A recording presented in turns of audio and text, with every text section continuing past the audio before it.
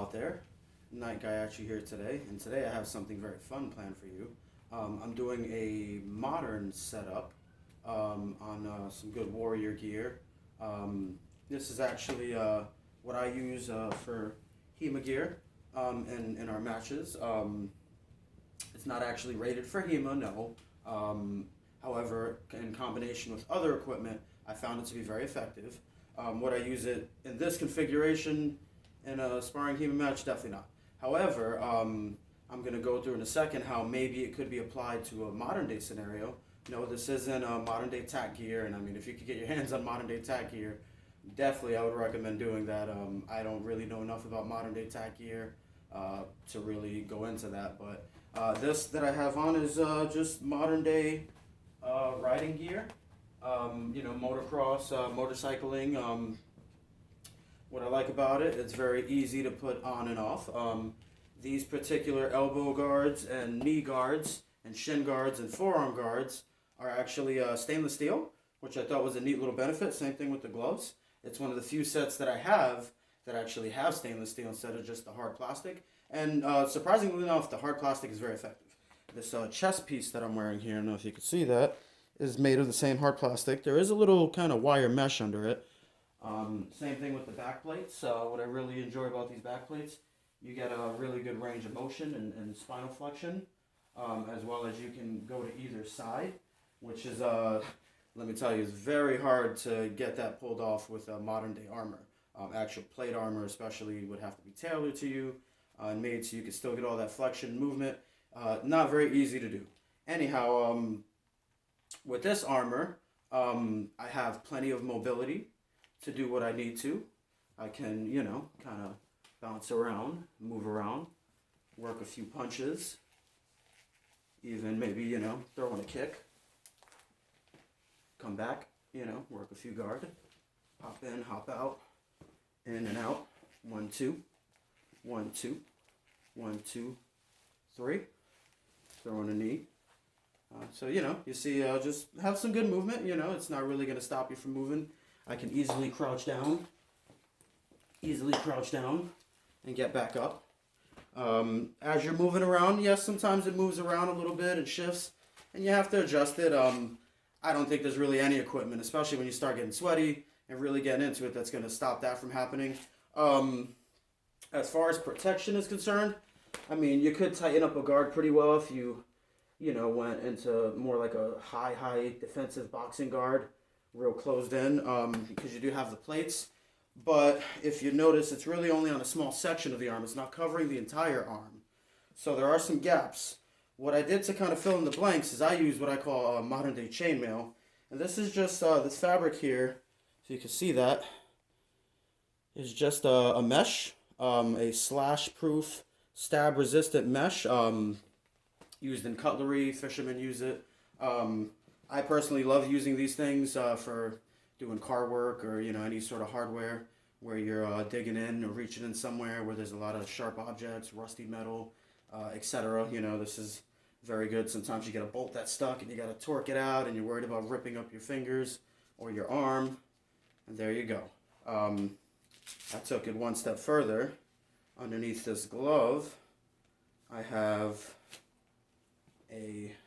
another cut resistant, stab resistant glove under there. You could get those at pretty much any hardware store, a car parts store. They definitely understand the function. Anyways, now to the gloves. Your standard knuckle gloves there. Have a good piece of padding here on the top of the hand. In HEMA, I still would combo this with some more protection. I like to wear some chainmail mittens over them. Kind of covers in the gaps. The problem with getting finger dexterity and hand protection is when you have your individual fingers moving freely, if a weapon hits them, you're going to take all the mass directly on your finger or the small bones in your fingers, which isn't a lot of mass. Not to mention, they're not free-flowing in space. So if I take a hit and my hand is free in space, it has some room to move. Unfortunately, when you're holding a sword or a weapon and you get hit, you're pressed up against the handle. Your finger's pressed up against the handle. It has no room to go. So, finger hits are very brutal with just about most equipment. There is, for HEMA specifically, there are mitten-styled gauntlets that they make out of plastic that are really, really well, extremely rated. I would definitely recommend one of those. In another video, I'm going to show you the HEMA hand protection that I wear. I got from a Dark Victory Armor. It's a polymer plastic shell that kind of covers most of the top of your hand and a big chunk of your wrist, but still gives you, plenty of movement on the wrist. I'm not using that one for this video. It just wouldn't fit with the setup, but it is effective. Anyhow, I feel for most modern day scenarios, like I said, this is a modern day setup. You're probably not really going to be running into too many sword duels or spear and shield formations, So we're just going with what I have on here. Let's say modern day Punisher. Yes, we all know the Punisher uses firearms and such. But I feel, is a great example, and he's who I modeled it off after, this setup. Underneath this little chest piece that I have, I'm actually modeling my Punisher shirt. See that there? That's the Punisher. This specific shirt is from the Thomas Jane movie. That was the Punisher that was played. Let me go grab the figure. I have that. I want to show you that briefly.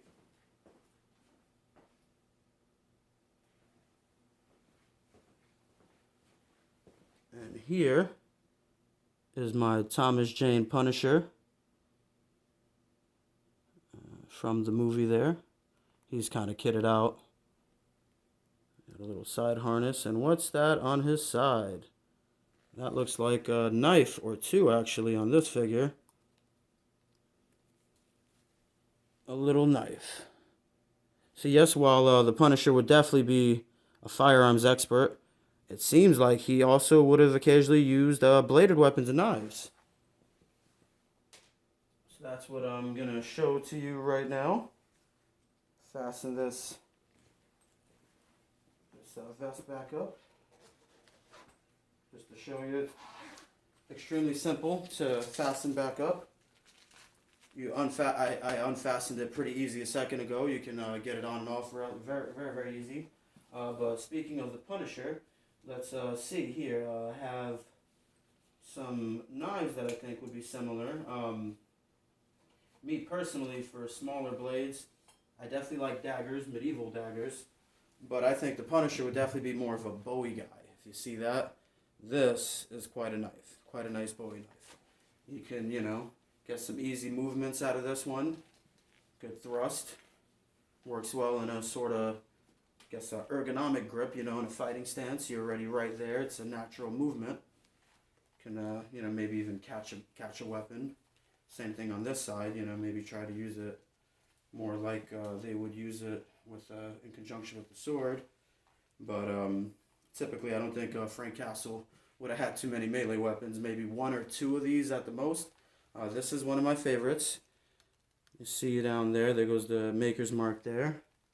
That's Master USA. Nice serrated edge there. Nice little Bowie point there. I like the forward swept guard on that. Common, peg design. Full spine blade. I believe this is only stainless steel. I need to do a good review on this blade as well as a bunch of my favorite knives. I think I'll set up to do that next in another video. I'm going to put that one down. Move on to my current favorite Bowie that I own in my collection.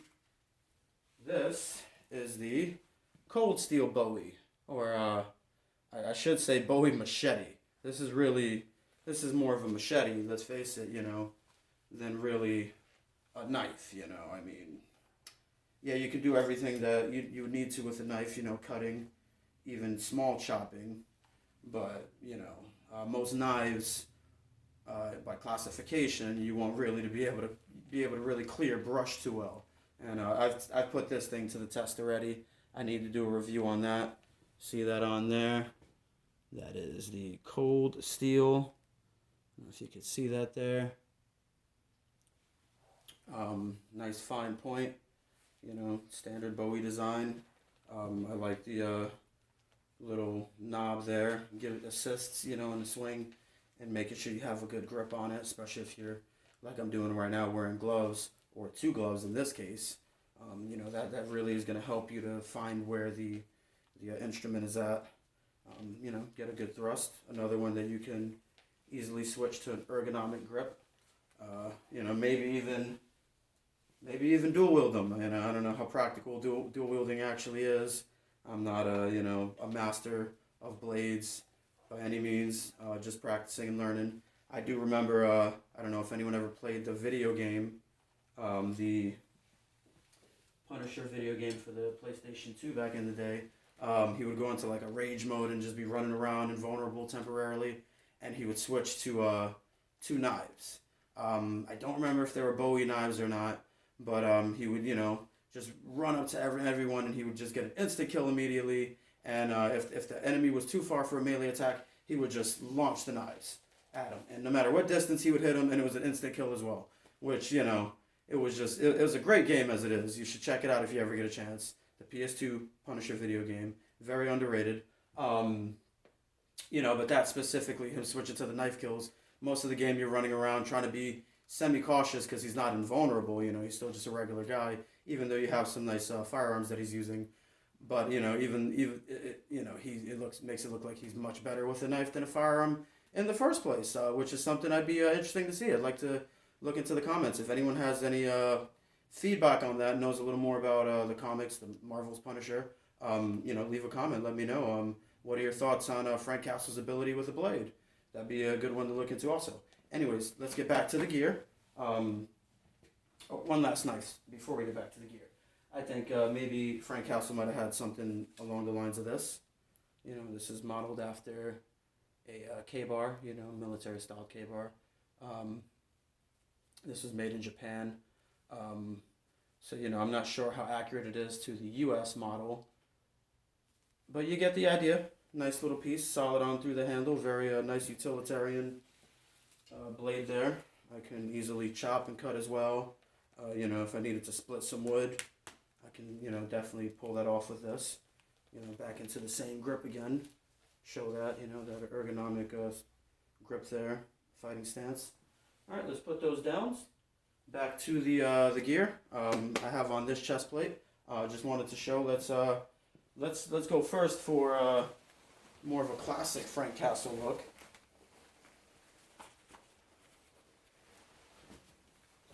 This is a nice trench coat. I was a big fan of the Punisher early days, coming out, taking out the mafiosos. There you go. I can easily wear this under this. Still kind of operate, I wouldn't recommend doing too much in a trench coat. I'm not Neo from the Matrix. I'm not running around. This is going to snag and get caught on something. And, it's just not going to be a good idea for me. But you see it does work, I think the Punisher would agree I do it some justice. Anyhow, let's get that one off.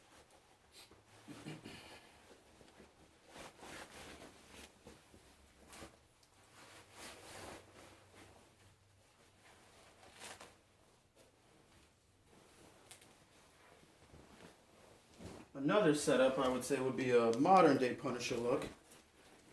And oddly enough, looks like I can. Can I get the arms fully through there? Yeah, it might be a little bit of a pain to get off, but it's going on there.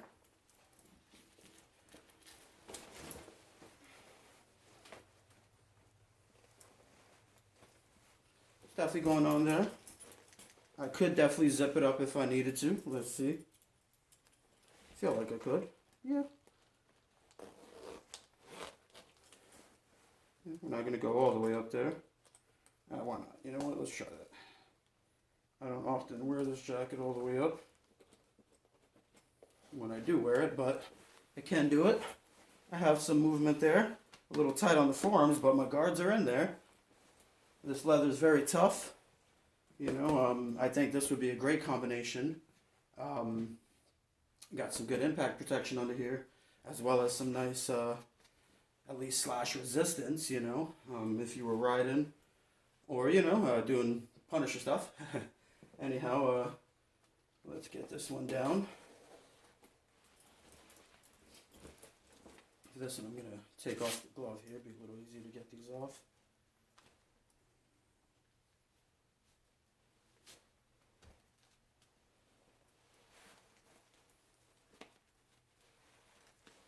Alright, down goes one.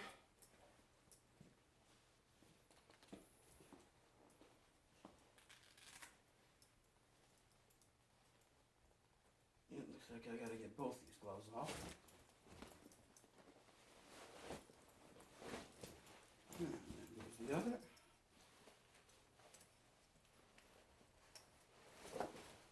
Alright. It's always much easier to get in and out of your equipment without gloves on, let me tell you. Whenever you're suiting up, leave the gloves for last. I'm going to take this glove down.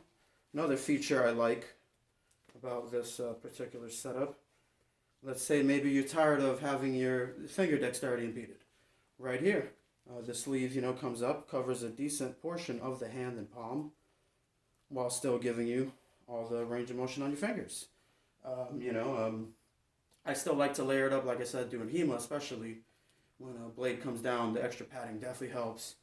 Let me show off the next piece. Just like the chest piece that I'm wearing, we have the same plates. I don't know if you can see that there, but two separate ones. This is actually a leg protection, leg and waist, similar to the spine on the back of this. I have more lower back and spinal protection. I have some, looks like impact slash, maybe abrasive resistance, which would, kind of work for slashes as well in a sense. On there. Same thing on the upper portion of your hip. I don't have these on now, obviously they're right here, but these fit easily under your regular pants. And with the flexible material, the mesh, they definitely don't stop any of your movement. Very, very good to have. They've been very effective in my HEMA practicing.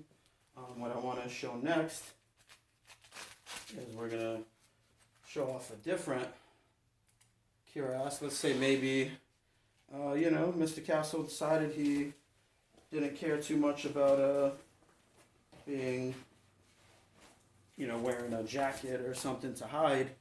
To maybe try to blend in or disguise what he was doing. Maybe it's just all out war. And, Mr. Castle doesn't have, access to his high-grade military equipment like he normally does.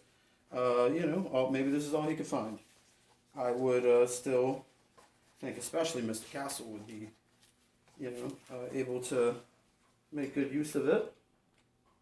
This is another one of my favorite vests.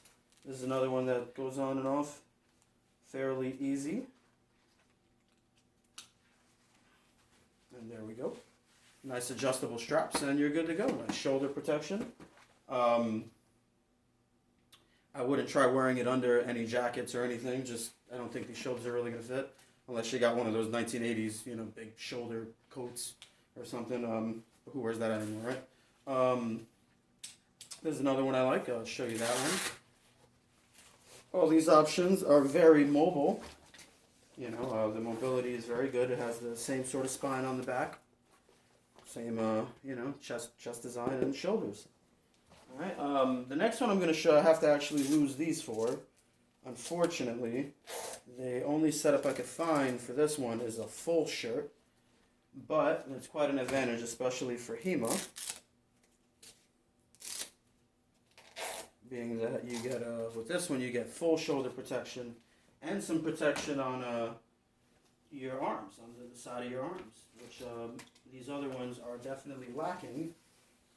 This one I like, has another full sleeve design where the thumb can go through there. This one is fairly simple to put on as well. Just be careful, there's a lot of straps and holes to kind of misnavigate there. But here we go. This is one of my favorites. This one I will be displaying soon personally in practice. I'm going to be using this. This is one of the setups that I use the most commonly when I do my synthetic training day, when we switch over to wooden or, high polymer plastic weapons is what we're using so far. I know they're a little tough, and they're a little bit, some of them can be a little heavy, but they work well. I've been enjoying using them. We've been definitely learning. You see here, full arm protection on this setup. Got full range of motion still. Shoulders good. I like how these all come with these kind of impact pads underneath. That's a great feature. Same sort of chest plate idea there. Zipper up the middle with a nice little strap here. Work as a good back strap, I guess, if you have some issues. Same spine design. You get that nice trunk flexion. Can twist and turn real easy. This is definitely one of my favorites. I'm going to be using it. I think Frank Castle would also agree, maybe, Tell me what you think. I know it may be a little far-fetched. He definitely would prefer something a little more bulletproof. But in the meantime, you never know. Maybe he's in a situation where there's no guns for some reason. I don't know. Anyhow, get back to me. Tell me what you think of that. Let me know if anybody has any good feedback for Frank Castle and his knowledge on blades, or what his favorite blades or knives would be. Maybe I didn't even think of it, but he'd probably also use a machete. So let me know on that. Going to be uploading that new video soon with the synthetic training. I left out one final piece. I had pretty much most of my body covered, if you didn't notice. I had the thighs. I still have the knees and shins on. We had the forearms, elbows. One setup even covers the arm completely, the chest, the back, the spine. The only area I'd say that's a little bit exposed is the lower abdomen area. For the Punisher setup like I have, it'd probably be tough, trying to maintain just wearing regular clothes. But when we go for HEMA, there are some options that I recommend that I've used, and they're very effective. Combo it with, some padded jackets, some gambesons, chainmail, thick materials, to kind of give you a little more cushioning. And definitely with chainmail, if you can handle wearing it, especially if you're using metal weapons. If you're using plastic weapons, you may not need the chainmail necessarily. Kind of gauge, always practice safe, and light contact, especially for the beginning. Kind of get into it. It also helps to sometimes slow it down a little bit so you can really get the finesse of the motions. But back to the gear. The only piece I was missing would definitely be the face. Sometimes Frank Castle did cover up his face. Sometimes he painted it. I've seen comic images and concepts of him with the white skull painted right across his face. This isn't a white skull, but I showed it in a few other videos. This is a piece that I'm actually going to try to get painted. I'm thinking of doing the Punisher skull right across his face. This is high polymer plastic, just impact mask, I guess, riding mask. It's pretty tough. Has these little eye mesh holes there, little steel plate in there. With it having the open nasal like that, and even these teeth, he has a little gap tooth smile there. I don't know if you can see that. It actually makes it relatively easy to breathe in this thing. I'm going to actually show it for you now. And there we go. I can still kind of talk pretty easy. I would say if you could get a nice helmet, a helmet would definitely help that. But just for some face protection, or maybe it was a disguise that he was doing, maybe Frank Castle would deliver his punishment in this. Tell me what you think. Thanks for joining us.